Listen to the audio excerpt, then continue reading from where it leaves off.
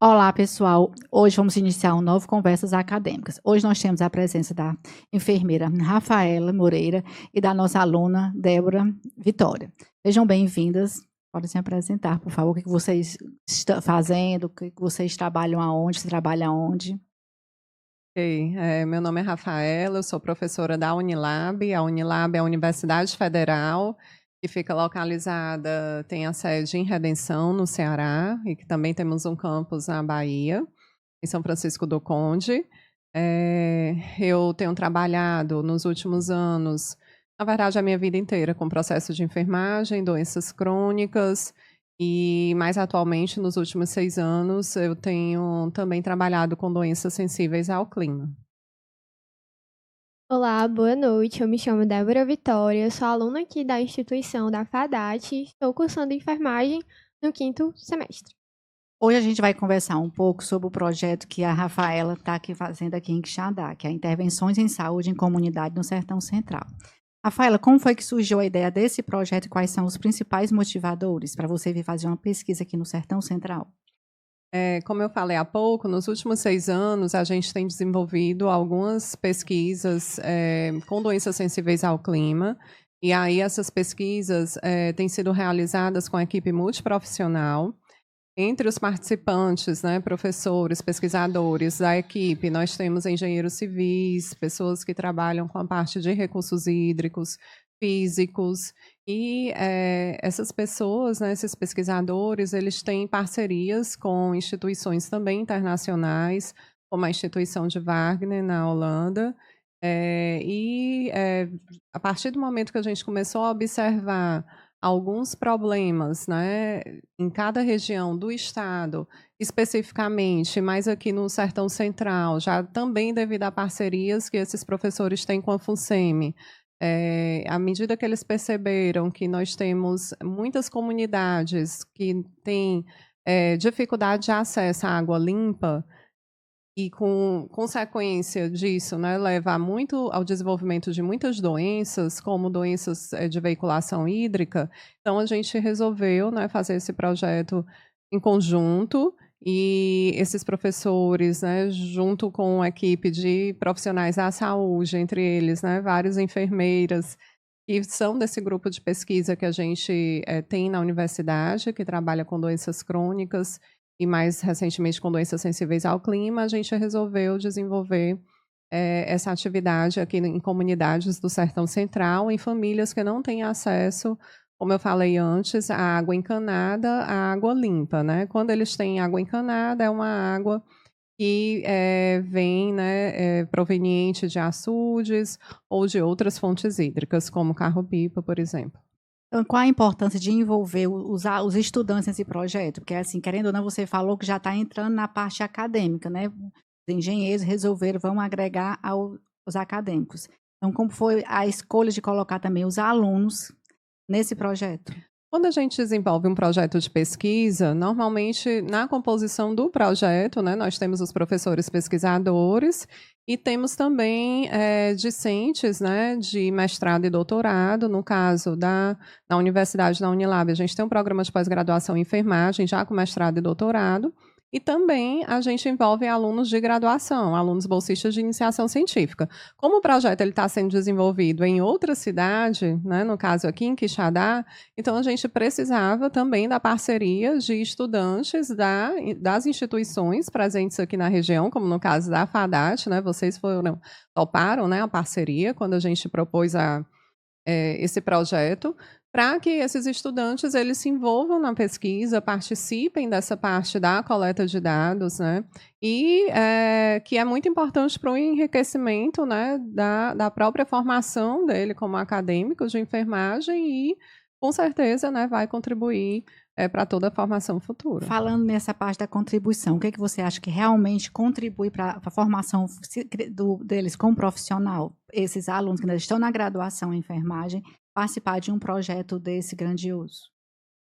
Eles estão tendo a oportunidade de desenvolver uma pesquisa que muitas vezes, somente nas aulas de graduação, não é possível, né, você ter a amplitude de tudo que ocorre né, na comunidade, por exemplo. Então, assim, a gente sabe que a gente tem diversas disciplinas, a enfermagem, disciplinas de saúde pública, né, que eles vão ter a oportunidade, dentro, às vezes, da atenção primária de saúde, das instituições, de fazer visitas, né, domiciliares, mas esse projeto, especificamente, eles estão indo lá na casa das pessoas, desenvolvendo essas pesquisas, então eu acho que traz uma contribuição, realmente, para a sua formação acadêmica, complementar aquilo que eles têm a oportunidade já de vivenciar na universidade. Até porque, como a gente está trabalhando também com essa questão de doenças de veiculação hídrica, é um assunto muito recente, né, essa questão das doenças sensíveis ao clima, apesar de estar aí já há alguns anos, mas a gente vem tratando isso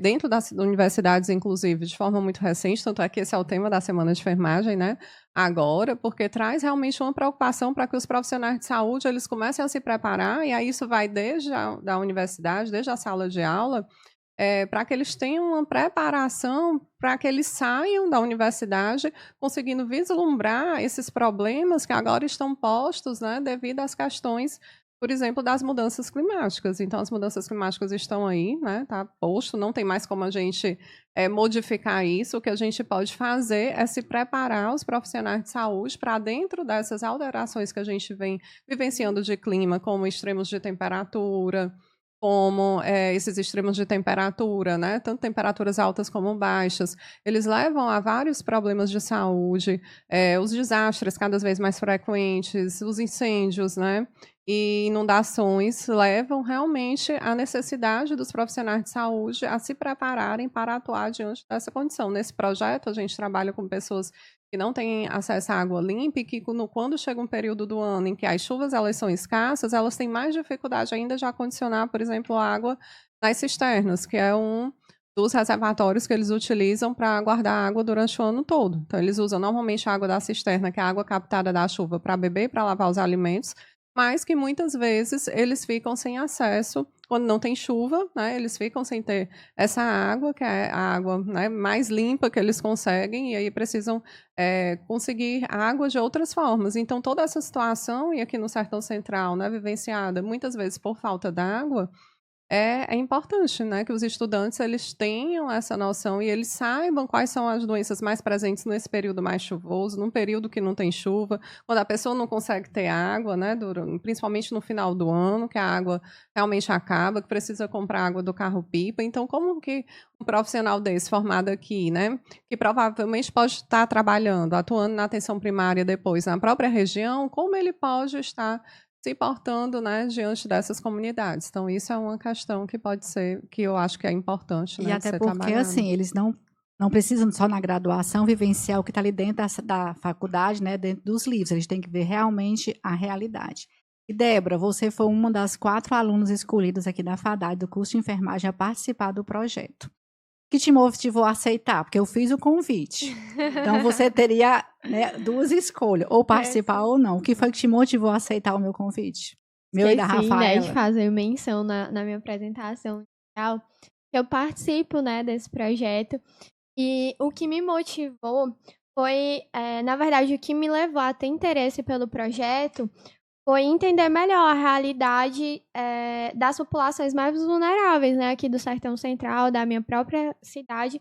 E o projeto me pareceu uma boa oportunidade, né, para unir conhecimento acadêmico com prática social, né, uma prática que me faria visualizar externamente, né, a condição da cidade em si e na qualidade de água, de vida, né, desses indivíduos. Você já foi algumas vezes lá para a comunidade. Como é que está sendo a experiência realmente de você estar lá trabalhando com essas pessoas? Você está saindo totalmente do seu mundinho ali da enfermagem, que é a unidade de saúde, de que é o hospital. É totalmente diferente, né? Como é que está sendo a realidade você estando lá nas comunidades? No início eu estava bem receosa, né, de ir para a comunidade, justamente porque eu não sabia, porque como foi passado para a gente antes, né, foi umas perguntas que a gente ia fazer para aquelas pessoas da O comunidade, né? cadastro das pessoas. Isso.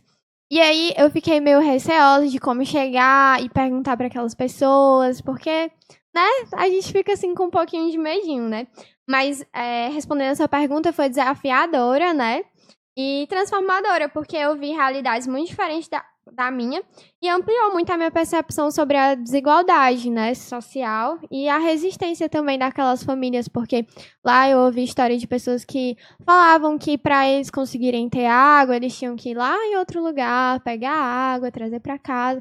Então, tipo assim, eu pude conhecer histórias de pessoas que hoje ainda não têm água encanada e que antigamente precisava se deslocar quilômetros para ter água em casa. Então, o que é que tu aprende com essa realidade da relação entre água, saúde e desigualdade social? Porque nós estamos nos dias de hoje, atuais, que todo mundo deveria ter água encanada. E a comunidade que vocês estão trabalhando aqui em Quixadá não é uma comunidade distante. Então, a gente acha assim, como é que hoje em dia não tem uma comunidade que está sem água encanada? O que é que tu vê, a relação que tu vê dessa realidade que você nem conhecia? Porque talvez você pense assim, não, todo mundo em Quixadá tem água encanada. Era isso que eu pensava, viu?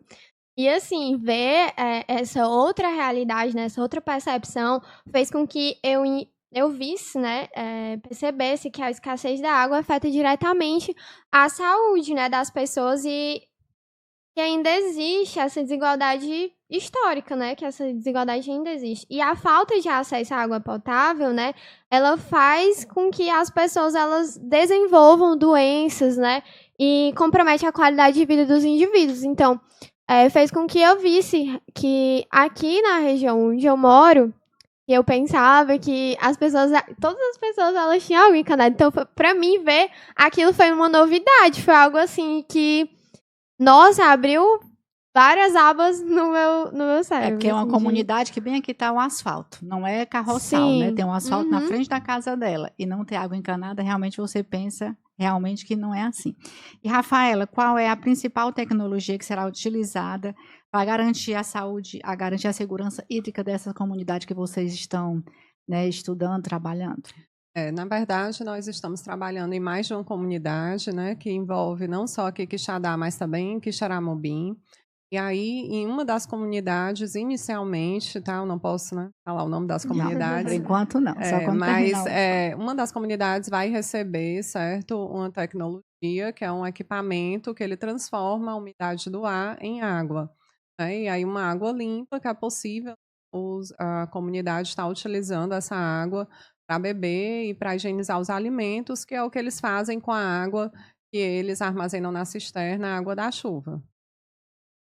Quais foram os tipos de doenças transmitidas pela água que vocês já conseguiram identificar nessa pesquisa, esse tempo que vocês já estão lá na comunidade? Principalmente, né, a gente escuta o relato, a gente está fazendo a pesquisa, né, estamos fazendo o diagnóstico situacional das comunidades, mas principalmente a gente escuta o relato de diarreia, e ao fazer a análise da qualidade da água, a gente já encontra, né, E. coli, enfim, né, componentes que não são adequados, né, para estarem presentes na água que as pessoas utilizam para beber, e para higiene, e para as diversas outras atividades da vida diária. Como você acha que o projeto vai atuar na educação e saúde, no empoderamento dessa comunidade? A partir do momento que a gente fizer esse diagnóstico situacional, né, que de fato a gente fechar quais são os problemas mais frequentes em cada comunidade, a gente, para além da tecnologia que inicialmente vai ser aplicada em um local, mas que pode ser replicada em outros no futuro, a gente vai desenvolver intervenções em saúde, né, que sejam específicas para a realidade e necessidade de cada comunidade que a gente está trabalhando. E aí essas intervenções vão estar direcionadas não só para a realidade de cada comunidade, mas para cada família. Então, a gente vai traçar intervenções de saúde, né? Já estamos elaborando, de acordo com a necessidade de cada família, e ao longo de algum tempo de acompanhamento, o que a gente espera é que essas pessoas melhorem, né, as suas condições de saúde, desenvolvam menos problemas de saúde, menos doenças, e que tenham uma melhor qualidade de vida, consequentemente.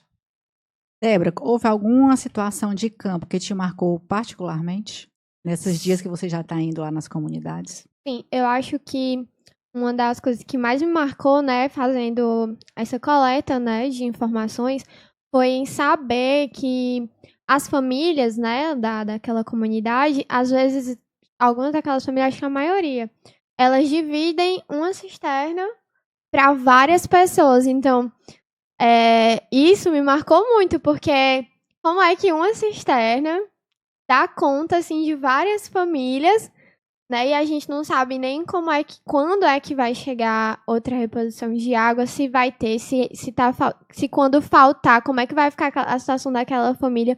Então, saber que há essa divisão de uma cisterna para várias famílias me marcou muito, né? É porque eles têm aquela cisterna, porque eles já ganham uma cisterna digamos, uma cisterna para 4 casas ou 5. Não sei exatamente como é a divisão. Mas não é uma para cada, que deveria, se a gente for analisar, para o consumo de água, poderia ser uma cisterna para cada casa, né? Porque aí eles têm que regrar o consumo porque é comunitário, né? Mas isso varia de comunidade para comunidade. Tem comunidades que a gente está, né, desenvolvendo trabalho que eles têm uma cisterna por família, e tem outras comunidades que eles realmente dividem a água dessa cisterna por várias famílias, que são as comunidades que a gente considera mais vulneráveis, porque no momento que falta água, né, várias famílias, de uma cisterna, várias famílias ficam afetadas. E aí, a hora que eles necessitam do carro-pipa, que às vezes é fornecido, né? Mas outras vezes eles precisam, inclusive, comprar, né, a água do carro-pipa.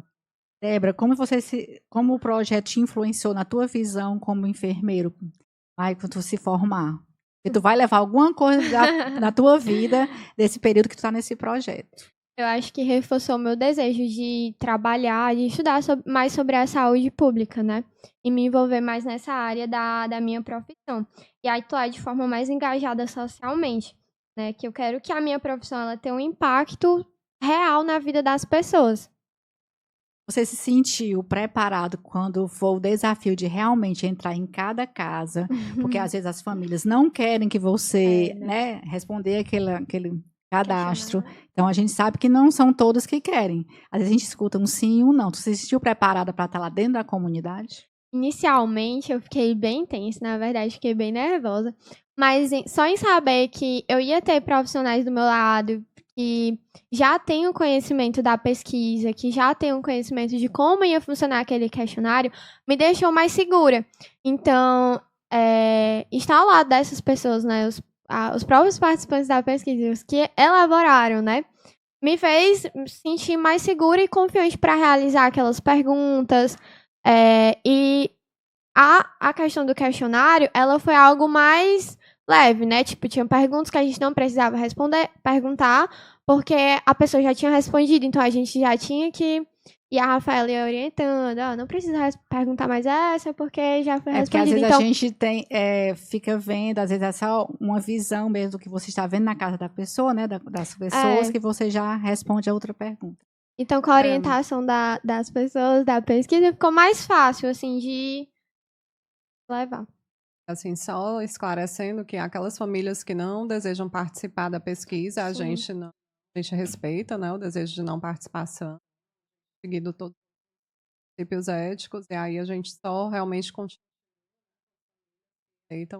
a participar, a nos receber, e a qualquer momento elas podem desistir. Porque esse aí é um dos principais desafios, né, que a gente encontra. Quais são os rostos que vocês encontraram nas comunidades? O acesso a algumas comunidades, porque, como eu falei, a gente está desenvolvendo aqui em Quixadá e Quixaramubim. Então, em uma das comunidades, o acesso ele é bem mais difícil, e aí a gente tem tido o apoio, né, da FUNSEMI, né, que é um órgão do Estado, que já desenvolvia também trabalhos na região, tem nos ajudado, inclusive, nesses deslocamentos. Então, a questão do acesso a algumas comunidades tem sido também difícil. E para deixar claro, né, que antes da gente fazer as perguntas, a gente sempre pergunta se a pessoa quer continuar e ela é livre, né, para não querer participar da pesquisa. Débora, vocês estão trabalhando, não só os 4 alunos daqui de graduação, como as meninas do mestrado lá da Unilab.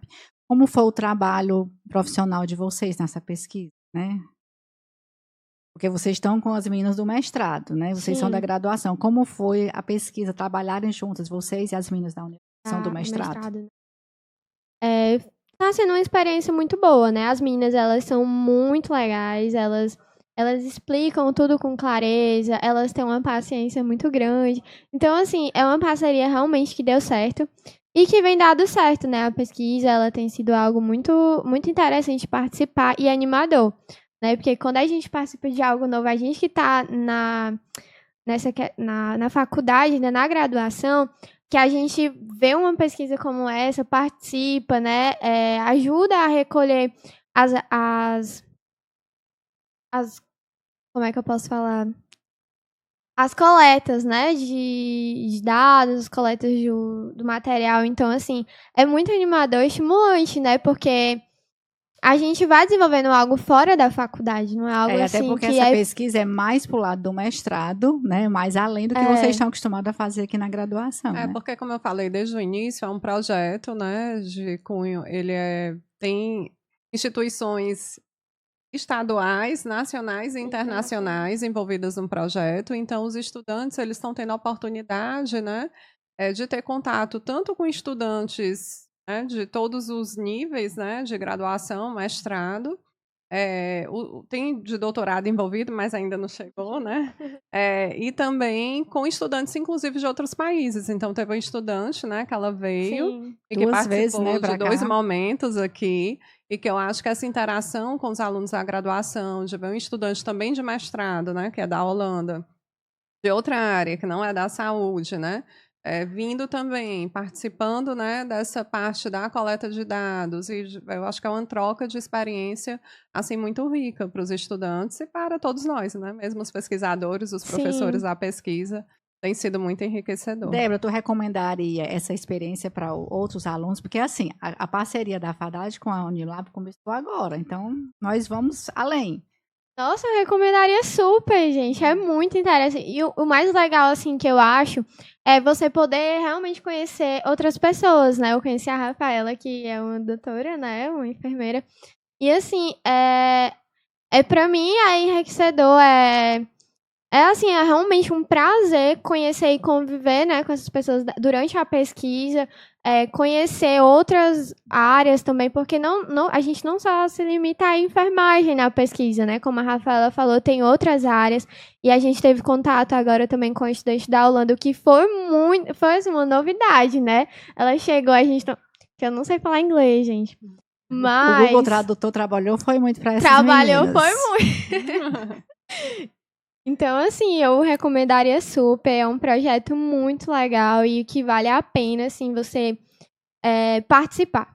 Tem uma aluna de outro curso aqui, do Direito, que olha para mim e diz assim, ei, tu vai me levar para a Holanda quando? Porque como ela Gente, já eu também veio tô aqui... atrás de ir para a Holanda. É porque como a estudante da Holanda já veio aqui umas 2 vezes, aí as meninas viram lá aqui, aí pronto, aí querem ir para a Holanda, você não, por enquanto vocês não podem entrar nesse projeto. Mas aí essa é mais acho que é algo positivo, né, para os estudantes de graduação perceberem a importância, por exemplo, de estudar outros idiomas, de que as oportunidades, sim, elas não são só no estado, nem só no município que vivem, mas e nem no estado, nem só no Brasil, mas que também eles podem ir para fora, podem ir para outros países. E, assim, quando a gente termina a graduação, a gente tem várias possibilidades, né? Pode seguir pela carreira, pode seguir, né, pelo caminho da assistência, né, que tem inúmeras, né, oportunidades no caso da enfermagem, pode ir para a residência, que era o que ela estava conversando antes, mas também pode seguir para esse lado acadêmico, que é de fazer mestrado, doutorado, que pode ser acadêmico ou profissional, hoje em dia tem opções, no Brasil ou fora do Brasil, né, para isso, desde a graduação, oportunidade de se engajar nesses projetos e de pensar que rumo, né, a pessoa quer seguir na vida. E se desejar traçar esse caminho acadêmico, precisa se preparar. Se tiver interesse de ir para fora, então já precisa começar desde a graduação a se preparar. Porque eu acho que, assim, quando a gente sai do ensino médio, né, a gente tem uma visão diferente, assim, da faculdade. A gente acha que a gente vai passar 5 anos estudando e vai se formar. Só que quando eu entrei na faculdade, eu tinha esse pensamento, mas conhecendo outras pessoas, né, conversando com a Rose, tendo a oportunidade de conhecer, né, outros professores e conversando, eu percebi que a faculdade ela não se limita a isso, né? Tem meio mundo aí, várias oportunidades de você ir para um lugar, um para o outro. Se você não quiser uma assistência, né? Você pode ir para um mestrado, para uma residência. Então, assim, é um mundo, é um leque. Você pode, assim, eu acho isso muito interessante e me anima bastante, né, particularmente, porque é como se fosse algo assim, um campo que eu, assim, tô muito animada, de verdade. Porque os 5 anos da faculdade é só o início. A gente diz que passa os 5 anos, é só o início, que depois você vai escolher Sim. o que você vai querer. Quando a gente fala assim, mestrado e doutorado, só para ser professor, até porque o mestrado, a gente fala, o mestrado a gente termina, né, com a missão, vamos dizer assim, de ser professor, o doutorado é de ser. Com doutorado, você pode ser pesquisador de instituições no país e fora do país. Então, não necessariamente você termina o doutorado para ter que entrar na universidade ou ser professor de uma faculdade, né? Mas pode seguir, por exemplo, aqui no Brasil, é um exemplo de uma instituição, é a Fiocruz, entre outras, que você pode seguir na carreira de pesquisador. E fora do país tem várias instituições, né, que você pode seguir na carreira de pesquisador. No caso da gente, né, enfermeiras, podem ir para pesquisas na área da saúde, podem entrar dentro de projetos dentro da universidade na função de pesquisador. Então, assim, de oportunidades. Rafaela, para encerrar, você quer agradecer a alguém, algumas pessoas que esteja ajudando também no projeto, para a gente encerrar? Assim, eu queria agradecer às agências de fomento, né, aqui do país, CNPq, FUNCAP e CAPES, que têm apoiado as pesquisas. Também as universidades aqui do estado do Ceará, a Universidade Federal do Ceará, que tem sido parceira, né, além da Unilab, que é a instituição proponente, as instituições aqui de Quixadá e Xaramubim, FADAT e UNIC, né, que têm apoiado.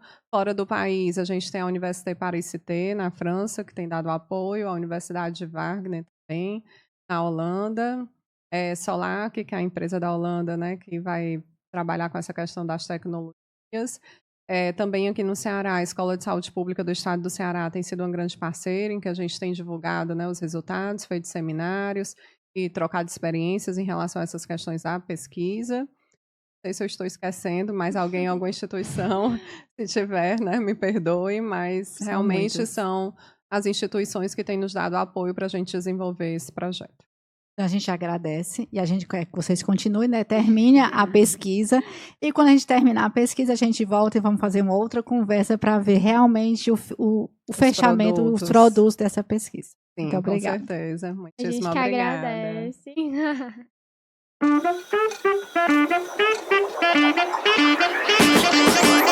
agradece.